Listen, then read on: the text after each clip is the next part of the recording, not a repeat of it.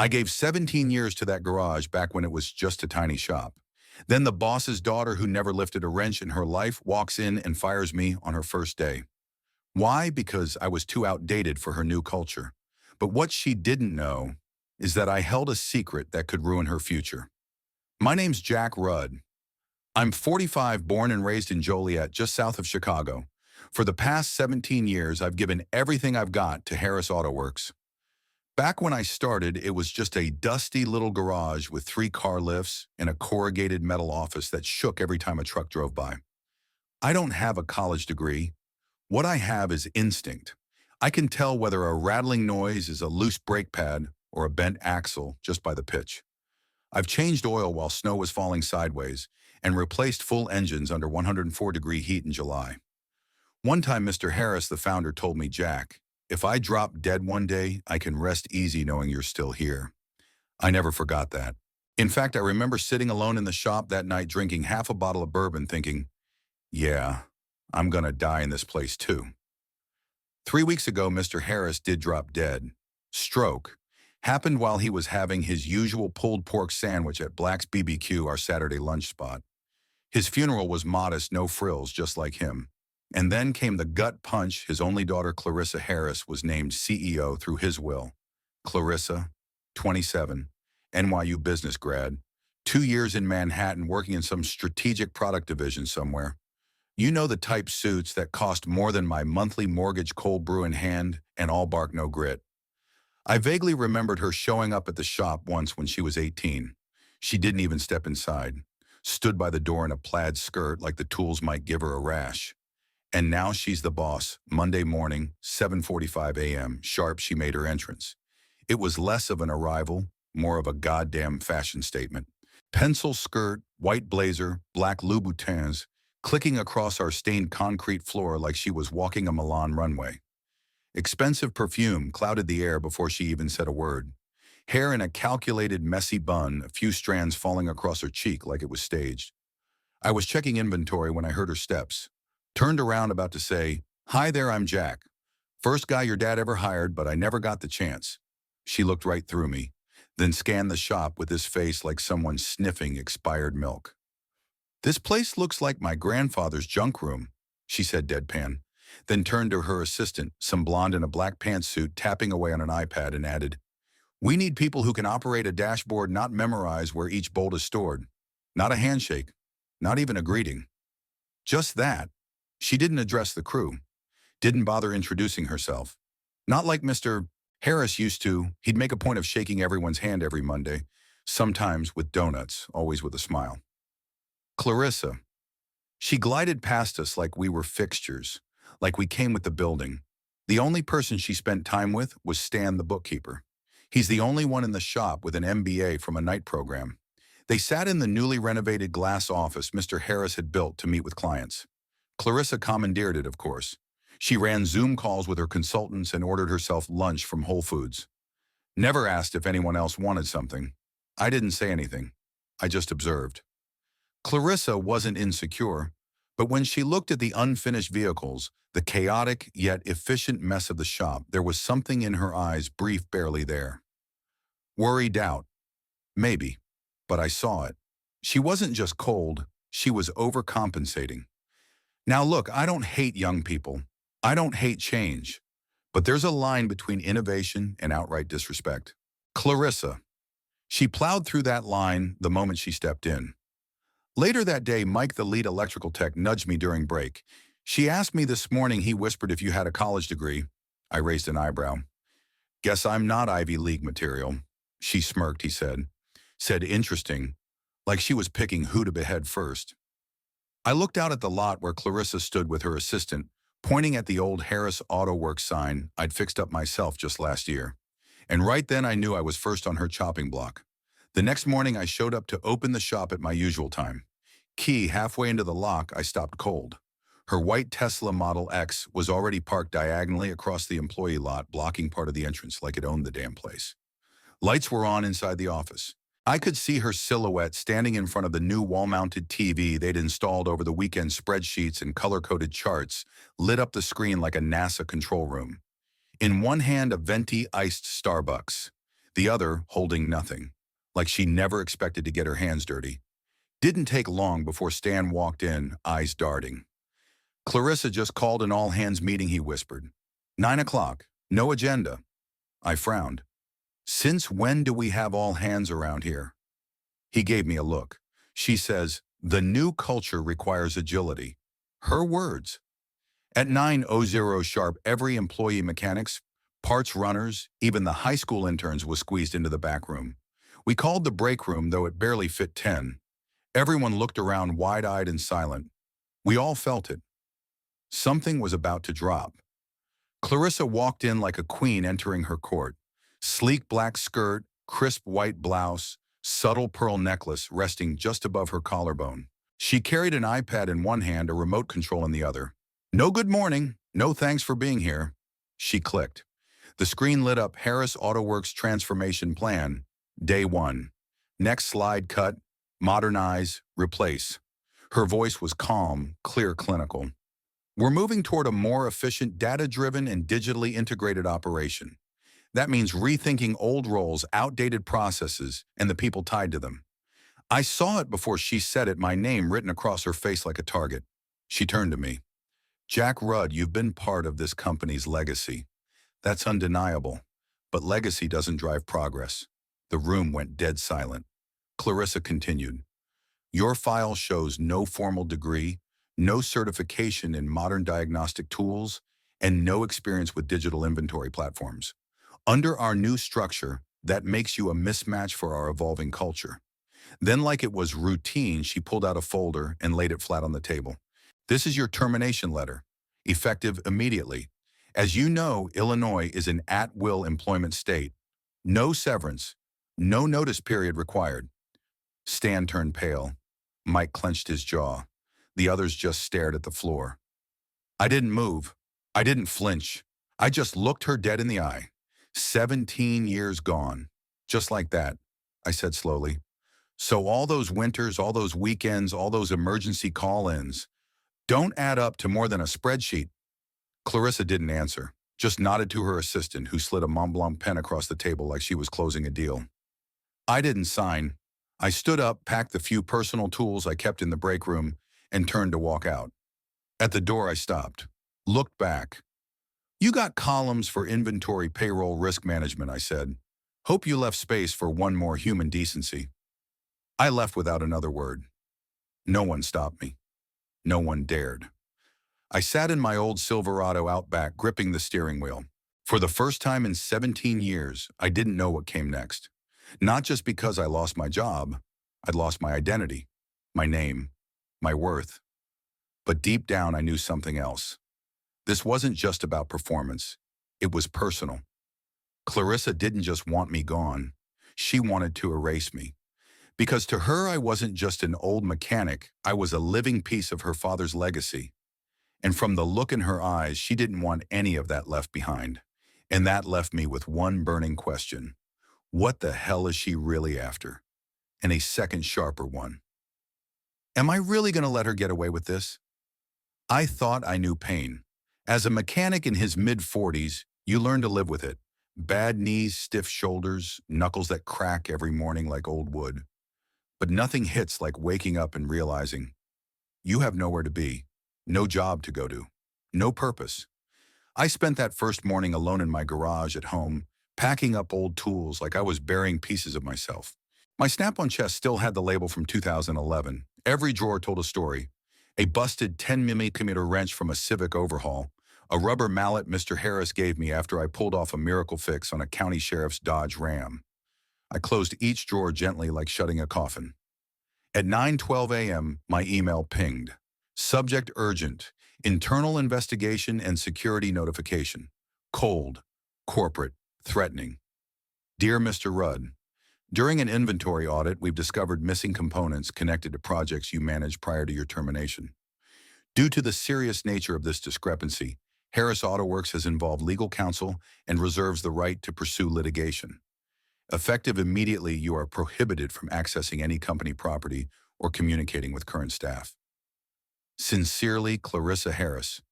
CEO, I stared at the screen.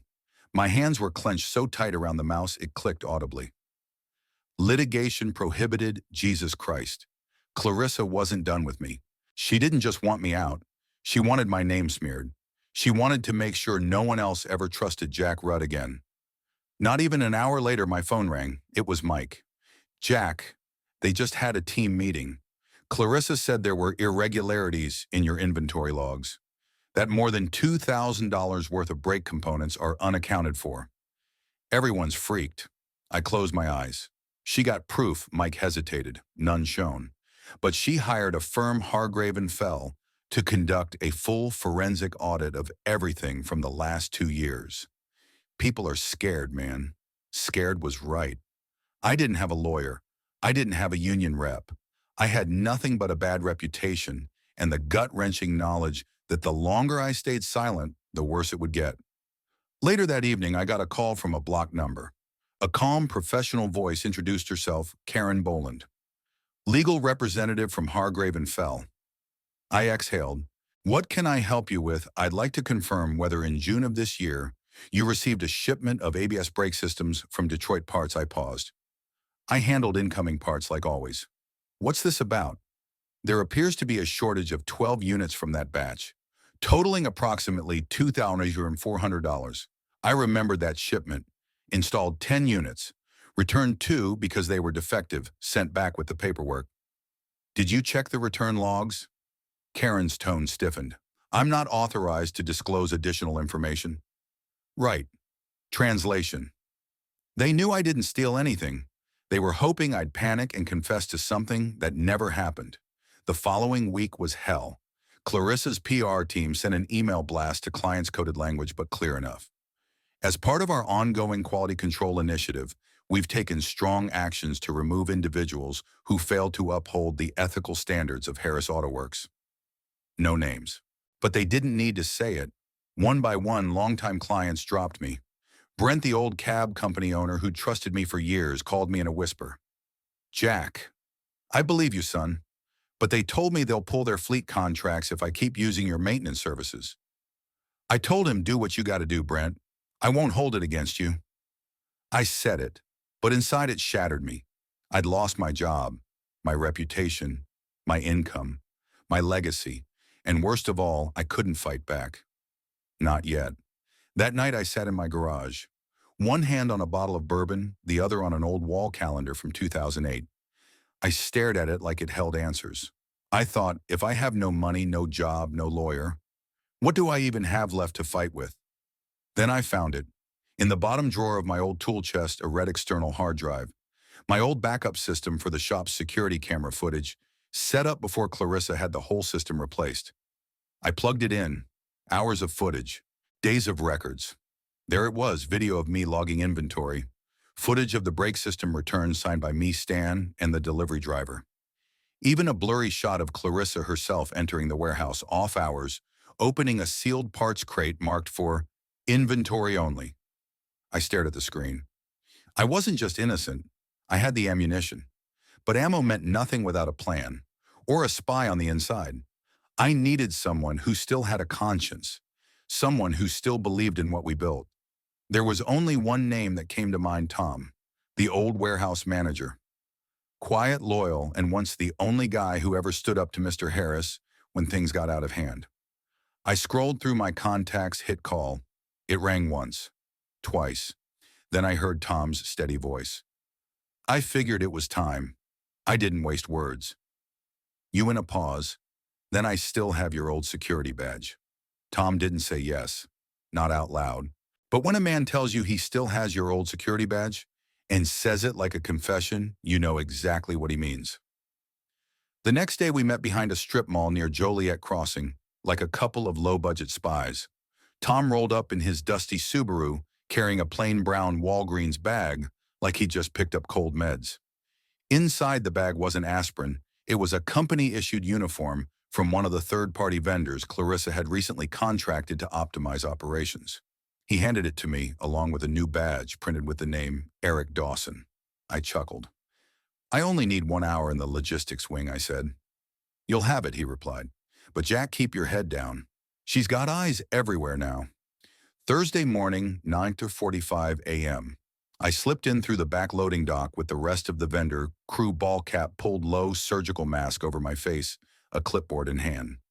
Nobody gave me a second glance. The disguise wasn't perfect, but it didn't need to be. No one expects the guy they publicly smeared to walk right back in through the side door. The logistics wing had changed. New software, new workstations, new procedures, but the bones were the same. The real treasure was buried in the internal server, archived invoices, authorization logs, and payment requests. Clarissa hadn't wiped the old system completely because she didn't know how. She never knew that Mr. Harris had a backup admin account called Wrenchmaster. Guess who set it up? I logged in. What I found made the hairs on my neck stand up. Over the past 2 months, more than $48,000 had been transferred to a firm called Stratagem Ventures LLC, labeled as Strategic Consulting and Digital Rebranding. I ran the EIN. It was registered in Delaware. To a P.O. box in a strip mall with no website, no listed employees, and a disconnected phone number. A shell company. I dug deeper. Found a $12,750 invoice for logistics redesign, signed off by Clarissa herself. No board approval, no matching budget line, no audit trail. She wasn't just reckless. She was laundering cash straight out of the company's operational budget.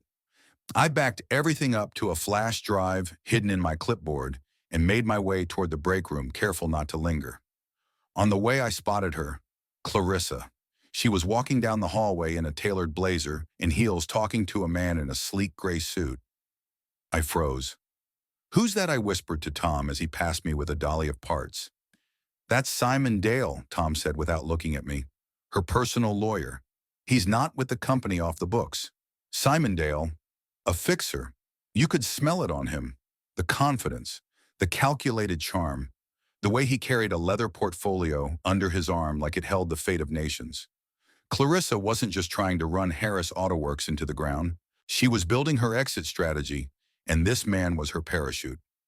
Later that night, Tom and I sat in my garage surrounded by open laptops, beer cans, and a whiteboard filled with arrows, timelines, and bank account numbers.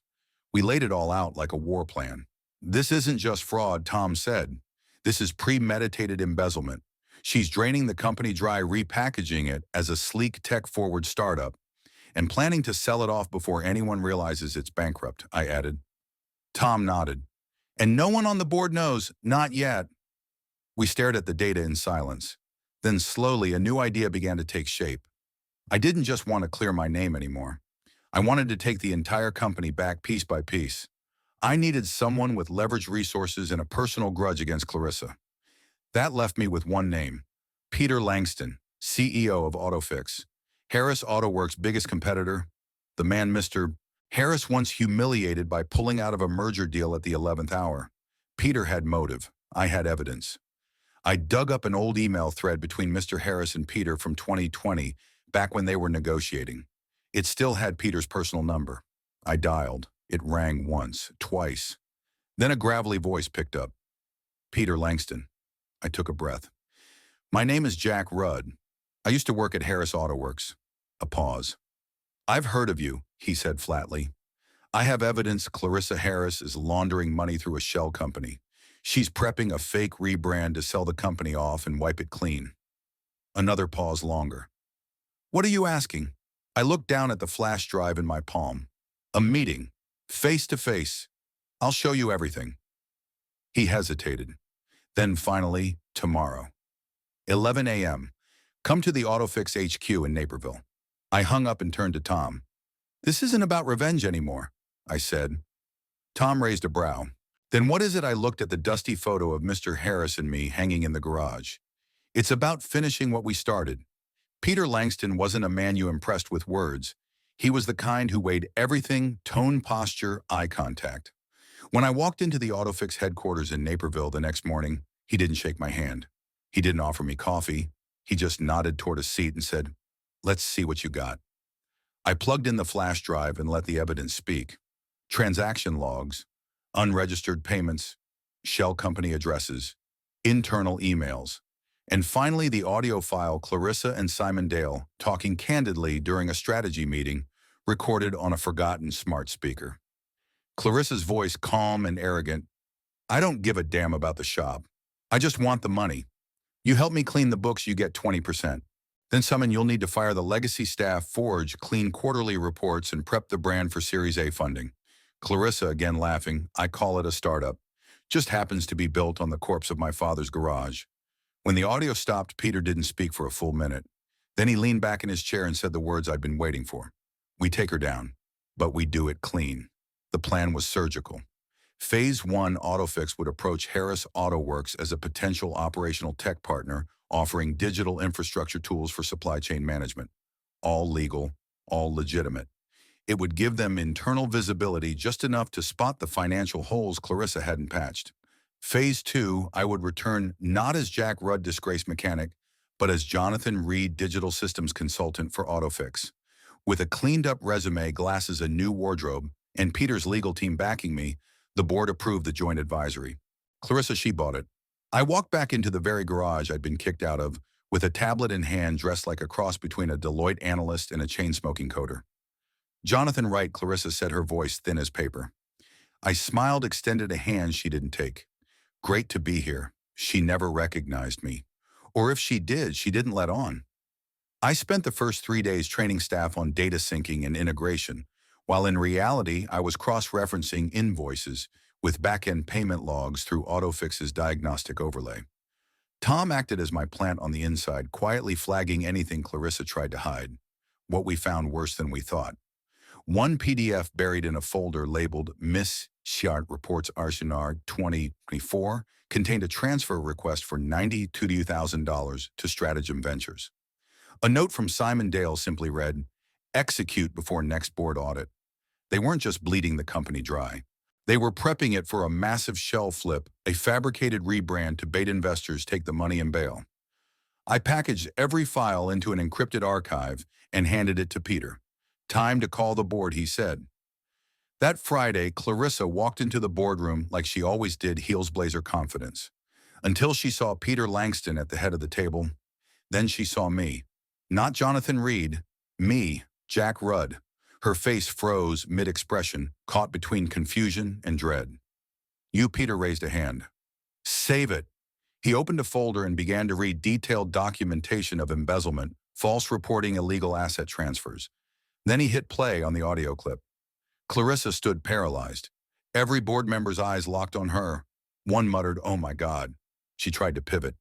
This is a smear campaign. He's disgruntled. I stepped forward. Calm, clear. I was. Until I realized your mistake wasn't firing me. It was assuming I'd stay quiet. Simon Dale wasn't present. His name came up in every document, every file, every scheme. Word was he'd skipped town the day before. Peter closed the folder. The board has voted to remove Clarissa Harris effective immediately. Her assets are frozen pending federal investigation. A transitional leadership committee will take over. Effective now. Then he turned to me. Jack, you built this place. You fix it. He slid a document across the table. With this acquisition, you're now the majority stakeholder in the restructured Harris AutoWorks operating group, backed by AutoFix. My throat went dry. I didn't know what to say. Clarissa just stood there, stunned. No words left, no lawyer, no backup plan. She was done. I looked her in the eyes. The difference between us, Clarissa, you, inherit, I build. Then I picked up the pen and signed. 2 weeks later, Clarissa Harris was officially removed from all corporate records. The board released a formal statement to the press. Chicago Tribune ran the headline, CEO ousted in financial scandal at Harris AutoWorks. Internal whistleblower triggers federal audit. It spread like wildfire across local news and industry blogs. Clarissa's picture, once the face of a new generation of automotive leadership, was now attached to words like embezzlement, fraud, and abuse of fiduciary duty. But that wasn't the worst of it for her. What buried her came from an anonymous source, most likely someone in Peter's legal team, leaking Simon Dale's name in connection to 2 other corporate shell operations under IRS investigation. The Department of Justice flagged Stratagem Ventures within 72 hours. Her dreams of rebranding, securing a Series A round, and being the girl boss of garages collapsed overnight. And Simon Dale gone. His condo empty. Phones off. Accounts closed. I stood once again on the shop floor of Harris AutoWorks, the place I'd once walked out of, humiliated. But this time, my name was on the deed. Not as a pawn, not as a relic, as owner. The board voted me in as executive technical director. I wore the same denim work jacket I'd had for 10 years, same Silverado parked outside. But now when I walked into a meeting, the suit stood up. That wasn't power, that was justice. Friday afternoon, I walked into the break room with a stack of pizzas and a cooler full of cold drinks. Mike clapped when he saw me. Stan, who'd once flinched at Clarissa's every command, grinned like he hadn't in months. I leaned against the counter and raised a slice. "We're keeping the computers," I said, "but from now on they answer to us. Cheers. Real ones, not forced." Somewhere between the pizza and the laughter, I felt something I hadn't felt since the day Mr. Harris hired me.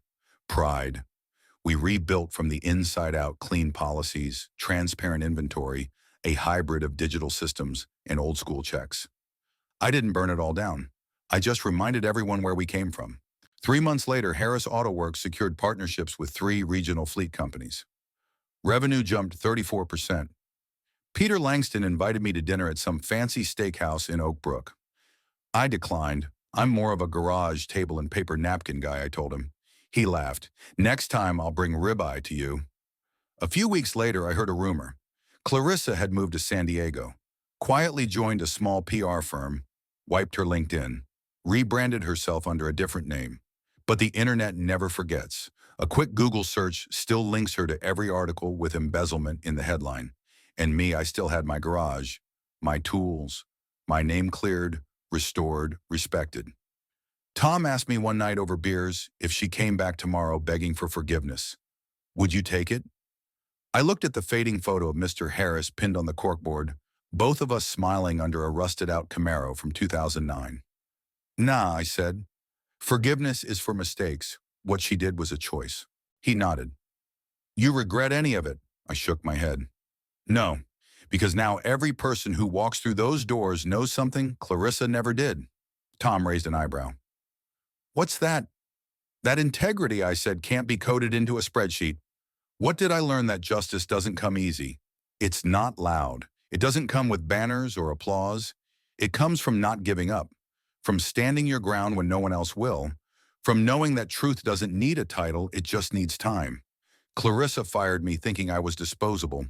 What she didn't know, you don't erase someone who built the damn foundation.